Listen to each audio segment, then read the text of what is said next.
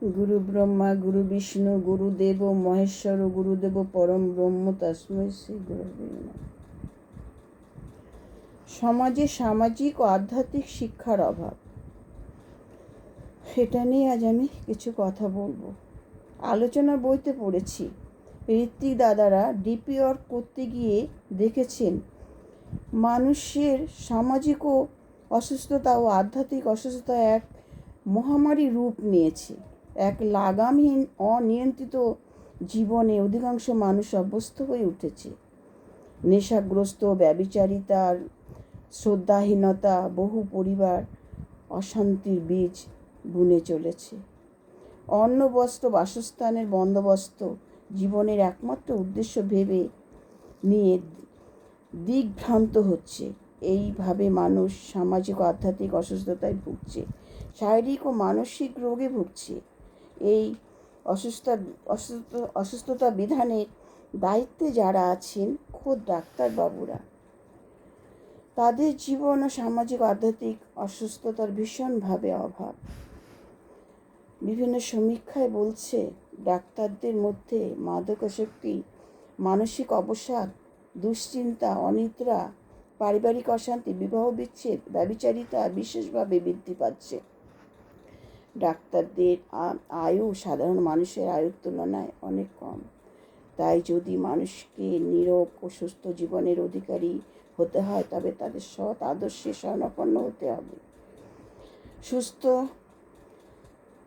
শুধু বড় ডক্টর হলে হবে না, ভালো ডক্টর হওয়ার পাশাপাশি একজন ভালো পিতা, একজন ভালো স্বামী, একজন ভালো সন্তান ও একজন ভালো প্রতিবেশী হতে হবে। সর্বোপরি একজন ভালো মানুষ হতে হবে। তবেই একটা সুন্দর জীবন গড়ে উঠবে। আচার্যদেবের নির্দেশে ডিপি ওয়ার্কে যুক্ত হয়ে ঋত্বিক দাদার ও মায়েরা যজন যাজন ইষ্টবৃত্তি পালনের মধ্যে দিয়ে বহু পরিবার সামাজিক ও আধ্যাত্মিক অসুস্থতা থেকে মুক্ত হয়ে এক উন্নত জীবনের অধিকারী হয়ে উঠেছে।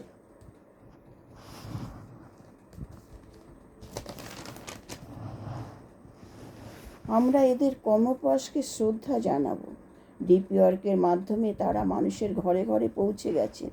যারা দীক্ষা নিয়েও ঠাকুরের থেকে বিচ্ছিন্ন হয়ে আছেন তাদের যুক্ত করার জন্য।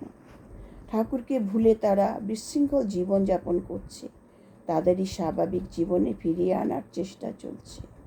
আমরা ভুলে যাচ্ছি আমরা ঈশ্বরের সৃষ্টি, ঈশ্বরকেই ভুলে যাচ্ছি। নানান কাজে, সাংসারিক কাজে নিজেকে ব্যস্ত করে রেখেছি, তাই আমরা ঈশ্বরকে ভুলেই যাচ্ছি।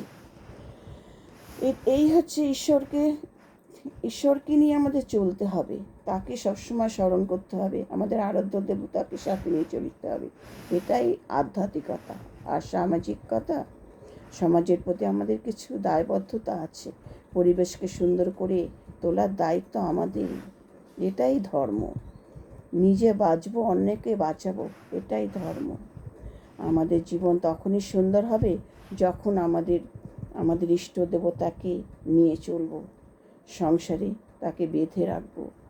ঠাকুরের কাছে আমার প্রার্থনা করব, আমি জানি না কিসে আমার মঙ্গল, তোমার ইচ্ছাই আমার মঙ্গল, আমার উপর তোমার ইচ্ছাই পূর্ণ হোক ঠাকুর। জয় গুরু। আমার এই আলোচনা যদি ভালো লাগে তবে একটা কমেন্ট করে জানাবেন এবং মানুষের কাছে শেয়ার করে দেবেন এবং একটা লাইক করবেন। জয় গুরু।